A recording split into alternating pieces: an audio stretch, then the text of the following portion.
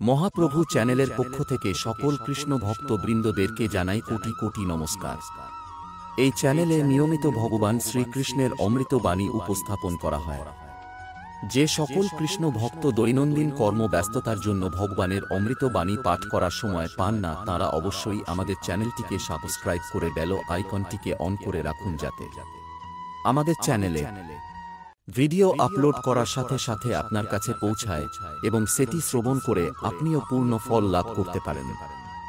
আজকে আমরা শ্রবণ করব কেন চারি রাজা দশরথের পুত্র রামচন্দ্রের অভিষেক।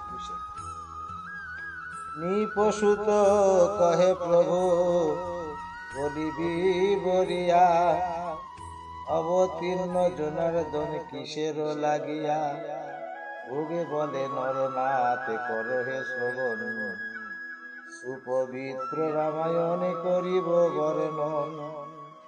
অট্টাঙ্গের সুত দীর্ঘ বাহু তার নাম, রঘু নামে হলো তার দীর্ঘ বাহুর সন্তান। রঘুর নন্দনে অজ খ্যাত চরাচরে, অজের নন্দন দশরথে নামে ধরে। দশরথে রাজ্যভার করি সমাপন, তপস্যা করিতে অজ করিল গমন।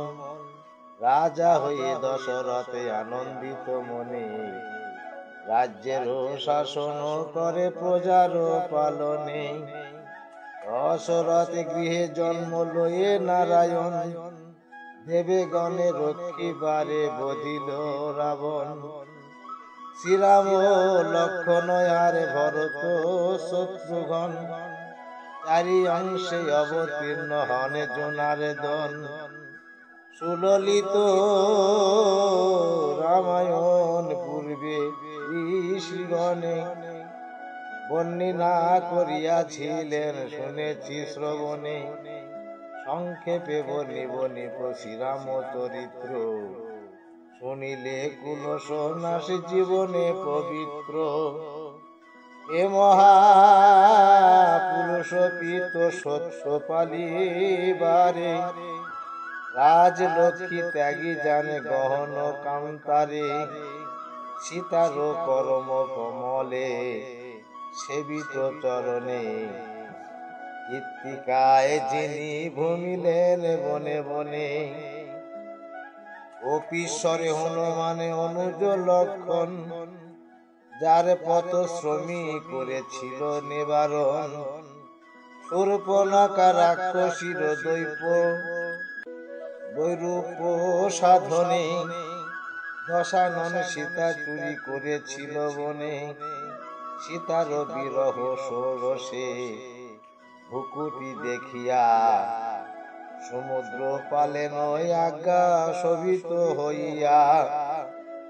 ফলবন দাবানল রামের ঘুমনি, সাগর বাঁধেন সেতু করুণার খনি। বিপদে করুণ রক্ষা সীতাপতি রাম, যে চরণ ভক্তগণ চিন্তে অবিরাম। অযোধ্যায় রাজ্য করে রাজা দশরথ, সন্তান বিহনে পুনঃ নহে মনোরথ। অষ্টমন্ত্রী চতুর্দিকে শোভিছে সভায়, উপপুরোহিত বসি বিষ্টিত তথায়। 7.5 নারী ছিল যে তাহার, তথাপি রাজার তাহে না হয় কুমার। প্রধানা মহিষী তিনি শোনো নিপমণি, কৌশল্যা কৈকেয়ী আর সুমিত্রা রমণী।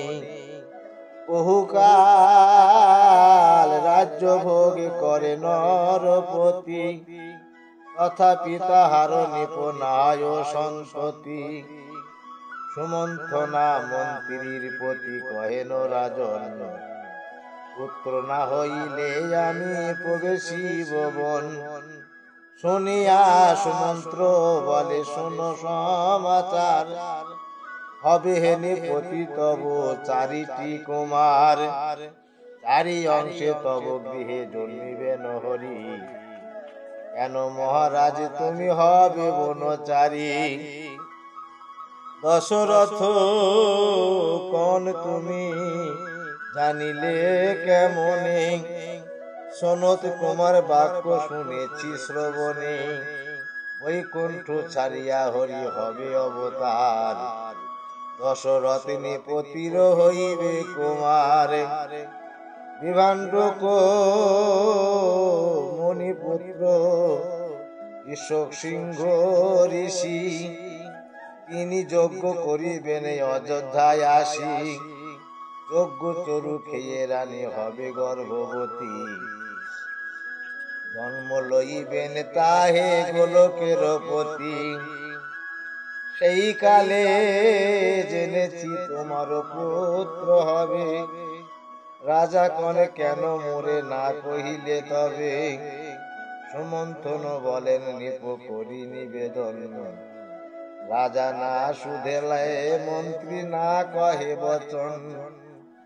যেমন নৃপতি মন্ত্রী পতি জিজ্ঞাসিবে, কালে অনুসারে মন্ত্রী উত্তর করিবে।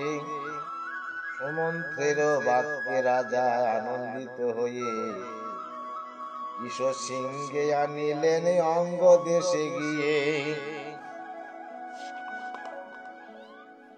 যজ্ঞ চরু খেয়ে তিন রানী গর্ভবতী।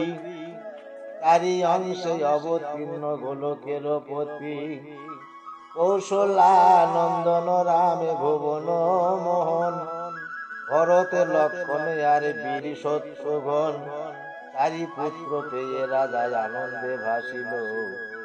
অযোধ্যায় নানা বাদ্য বাল্য লীলা প্রকাশিল।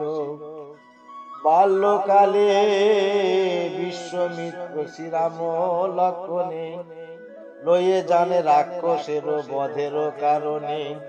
বিশ্বমিত্র লক্ষণের সম্মুখে যে জন যজ্ঞ রক্ষা করিলেন বোধি রাক্ষসগণ। মারীচ সুবাহু আদি যত নিশাচরে, একাকী বধেন রামে ধরি ধনুস্বরে। যজ্ঞ রক্ষা করি প্রভু মিথিলায় গিয়া, হরধনু ভাঙিলেন রাজত্ব করিয়া। গজরাজে শুনবে যথা ভাঙে ইকুদণ্ড।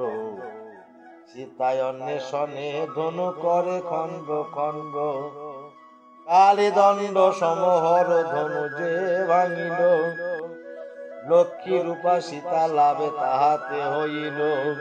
সীতার রূপের আর গুণের তুলনা, তুলসীলের বয়সের নাহি কই উপমা। সীতাকে বিবাহ করি রঘুনন্দন। অযোধ্যায় আসিছেন সঙ্গে ভাতৃগণ। পথিমধ্যে প্রভু রামে দেখি বিভুরামে। রামে দর্প চূর্ণ করিলেন সেই স্থানে। অযোধ্যায় হবে রাজা করে আয়োজন। কৈকেয়ীর বাক্য রাজ্য হয় নিবারণ। রাজা দশরথ পূর্বে কৈকেয়ী রানীরে দুইটি বর দিব বলি অঙ্গীকার করে। একবারে শ্রীরামের কাননে গমন, অন্য বরে ভরতের রাজত্ব গ্রহণ। কৈকেয়ী চাহিল বরে দশরথ কাছে, কি সত্য করানো বর নাহি দেন পাছে। মাথায় বান্ধিয়া জটা বাকল পরিয়া, রাম বনে যান ভরতের রাজ্য দিয়া।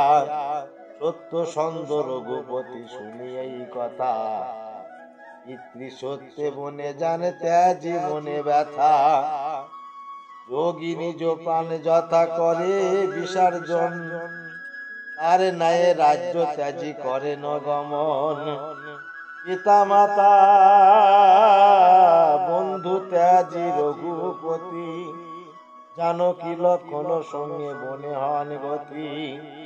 চিত্রকূটে ভরতের সহিত মিলন, পাদুকা ভরতে দেন কোমল লোচন।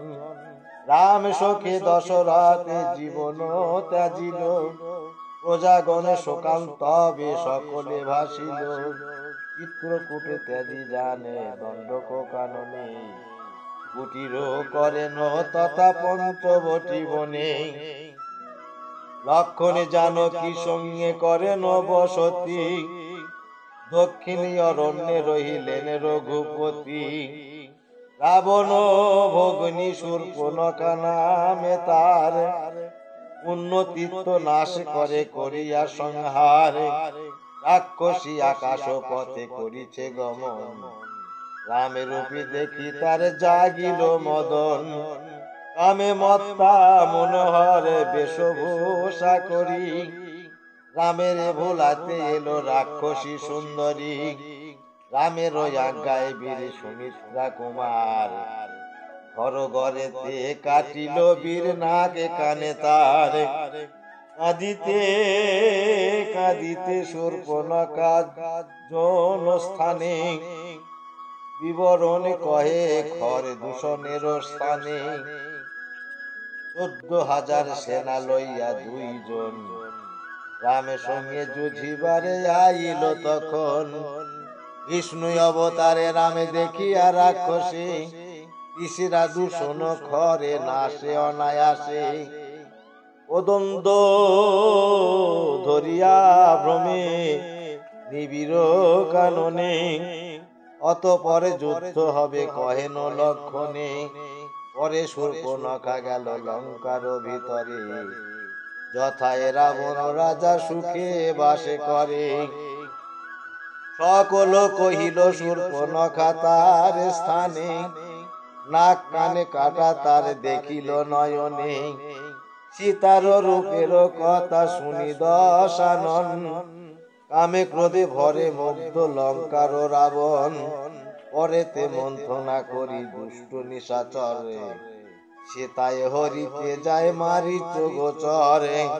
শোনো রে মারিচ মায়া মৃগ রূপ ধরি, শ্রীরামে লক্ষণে দূরে লয় তরা করি। আমি গিয়া যোগী বেশে হরিব সীতায়, শত্রু বধে করিলে রে তবে দুঃখ যায়। শুনিয়া মারিচ স্বর্ণ মৃগ রূপে ধরি, আশ্রম হইতে রামে লয়ে গেল হরি। মায়া মৃগ দেখি রামে বজ্র সমবানে, মারিচে বধিতে কাঁপে সেই বানে হানে। রুদ্র যথা দক্ষ রাজে সংহার করিল, তার নায়ে রঘুবীর মারিচে বধিল। রামে লক্ষণের আশা খাতে দশানন, আপনা নাসিতে সীতা করিল হরণ। সীতায় হারায়ে রামে পঞ্চবটি বনে, কাঁদিয়া বেড়ানো করি সীতায় অন্বেষণে। কষিল মাথার জটা বাকল পড়িল, সীতা শোকে সীতা নাতে উন্মত্ত হইল। শ্রীসিংহীর দুঃখ কত জানাবার তরে, ঈশ্বরে হইয়া মগ্ন শোকেতে সাগরে।